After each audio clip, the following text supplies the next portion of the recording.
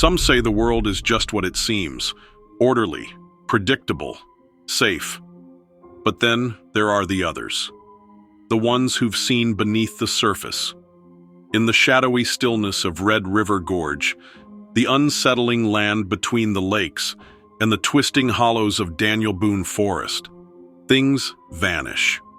Time bends, and something watches. And once you've seen it, you never quite come back the same. These are their stories. Welcome to Weird Encounters, a place where the ordinary fades into shadow and the unexplainable comes alive. Don't forget to like, subscribe, and become part of our ever-growing community of the curious. Now prepare yourself, because what you are about to hear is not for the faint of heart.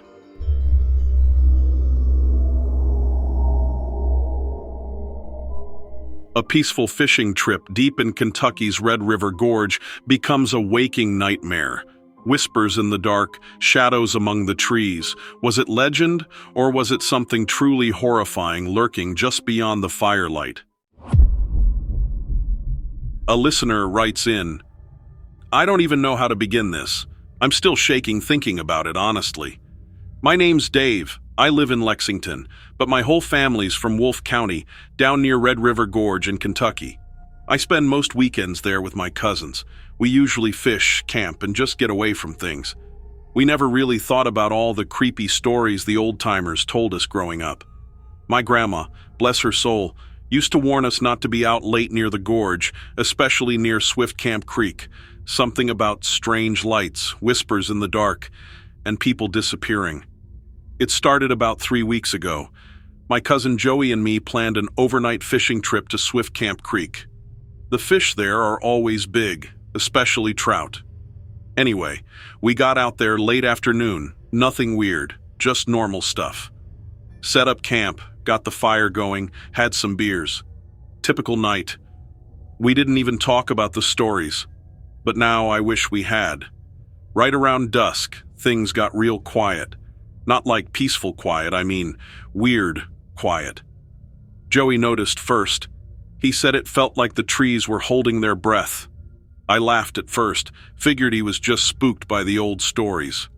Then we heard it, this weird, faint whispering sound. It wasn't words exactly, just like quiet voices drifting on the wind. Thought maybe it was campers nearby, but we knew there wasn't anyone around for miles. We shrugged it off, tried to joke about ghosts, wendigos, skinwalkers, all the stuff locals talk about. Joey's dad used to tell this story about something called the Whispering Man out by Swift Camp Creek. Said it lures people into the woods and they never come out. I never believed any of it. Always thought it was just a story to scare us from wandering too far. But sitting there, I wasn't feeling brave anymore. A couple hours passed, nothing more happened, so we relaxed. Joey even dozed off, snoring loud enough to scare off anything creeping in the bushes. But I couldn't sleep. That whispering, it came back louder, closer. I swear it felt like it was circling our camp. Every hair on my body stood up. I nudged Joey awake, and just as his eyes opened, we heard this low growl. Not animal, not human, just wrong. Joey grabbed the flashlight, shining it toward the trees, and I saw a shape dart out of sight. Tall, thin, pale. I couldn't make out much else. Joey whispered it was probably just a deer, but we both knew that was crap. Deer don't move like that, not upright, not quick like a shadow. We sat frozen, trying not to breathe, when the whispering got louder again, this time sounding angry, frantic. Joey's eyes went wide, and he said he saw eyes reflecting back. Red eyes, too high off the ground to be any animal we knew. Then suddenly, something threw a rock at us, hit Joey right on the arm. We panicked, grabbed what we could, and bolted. Running through the woods at night ain't easy. Branches slapping our faces, stumbling over rocks, roots. Felt like something was behind us the whole time, chasing, whispering, growling. I swear I felt breath on the back of my neck. We didn't stop until we reached the truck. Joey dropped the keys twice, shaking too hard. When we got in, headlights lit up the tree line and there it stood, Pale, tall, skinny limbs way too long. It just stared, those red eyes burning into my mind. Then it melted back into the darkness. We haven't been back to Swift Camp Creek since. We barely even talk about it, not even with each other. Joey's dad didn't act surprised when we told him, just nodded like he'd seen it himself once. That scared me more than anything. I don't know what we saw. Some people here call it the Whispering Man. Others think it's a skinwalker Wendigo or something worse. All I know is it was real, and it still visits me in nightmares. I ain't going back there, ever.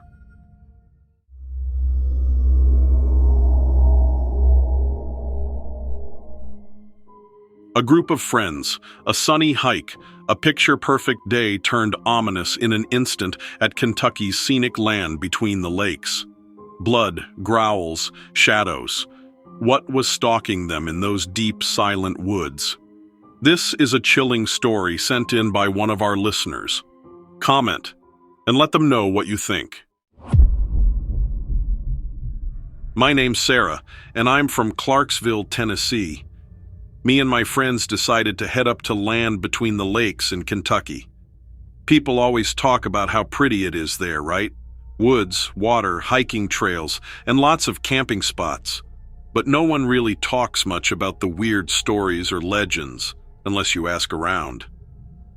Anyway, we drove up there last month, parked our cars near Honker Lake, and decided we'd hike one of the trails toward Lake Barkley. It was a Saturday morning, bright and sunny. Everything felt perfect. But there's always been something off about that place. Like older folks whisper stories of weird things deep in the woods, things locals just brush off like campfire stories, especially about dogmen or cryptid canines roaming the area. Honestly, we laughed about it at first. Seemed ridiculous, right? After a couple hours, we found a cool spot by the lake, had lunch, and chilled. But something weird happened while we were packing up. Jess found what looked like blood smeared on some trees near our picnic area. Bright red, still wet. We figured maybe an animal got injured, but there was no tracks or fur or anything else around. Just random smears. Creepy, but we ignored it. Figured nature does weird stuff sometimes. But then things started getting stranger. We took another trail, heading back towards our cars. The woods got really quiet, like too quiet. No birds, no wind, nothing. I remember feeling kinda uneasy, but I didn't want to freak out my friends, so I just kept it to myself. Then Brad noticed something else, a faint rustling in the bushes just off the trail. Could have been a deer, right? But deer don't usually follow hikers. Whatever it was pacing us, keeping up step for step.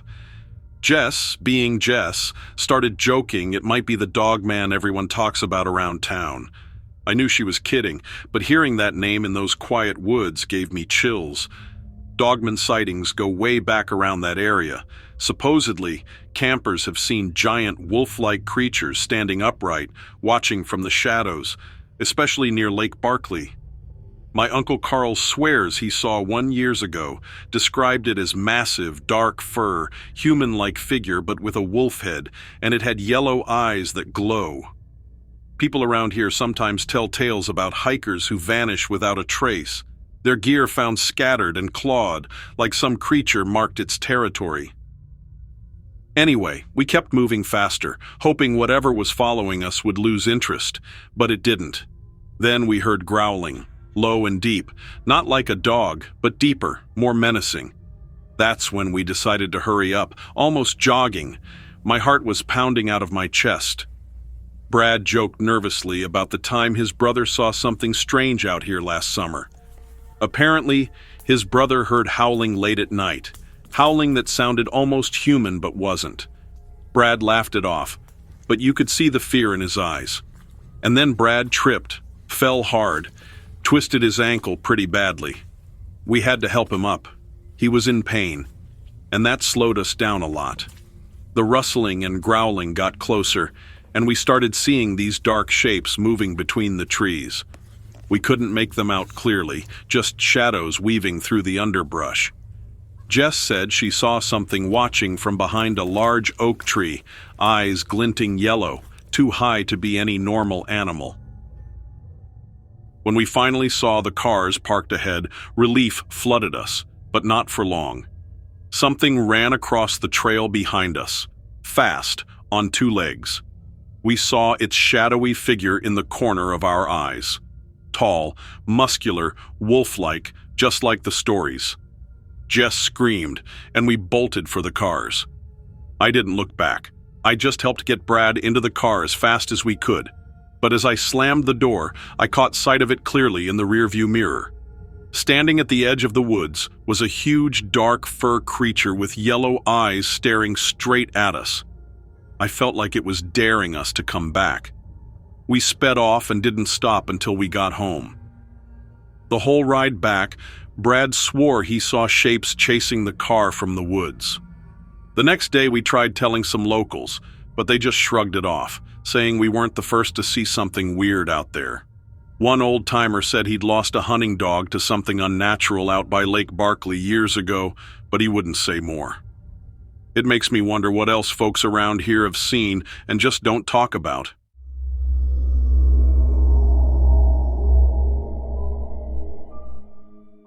Two seasoned hunters, familiar ground, and a routine trip deep into Kentucky's Daniel Boone National Forest. But suddenly, traps vanish, equipment moves, and shadows glide silently through the trees. What happens next is terrifying. Honestly, I never thought I'd be writing something like this, but I figure someone should hear about it.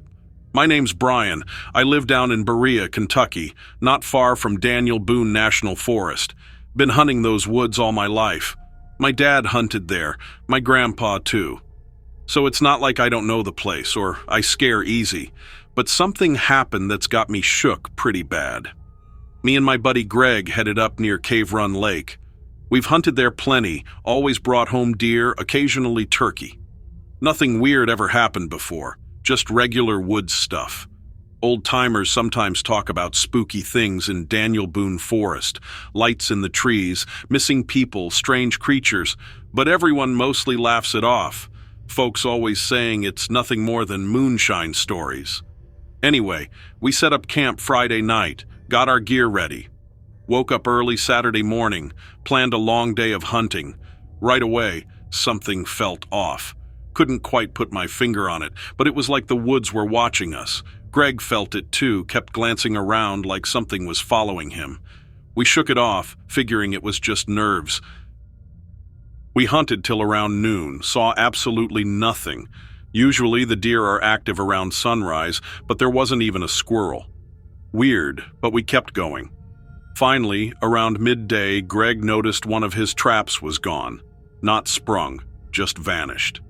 He sets traps for rabbits mostly, nothing fancy, but they're sturdy and secure. Gone without a trace. We looked everywhere, figured maybe an animal dragged it off. Found nothing. Not even disturbed leaves or broken branches. Felt odd, but we moved on. Then it started getting stranger. We came across what looked like Greg's hunting blind, only it wasn't where he set it up. This was miles away from where it should have been, deep in the thicker part of the forest near Cave Run.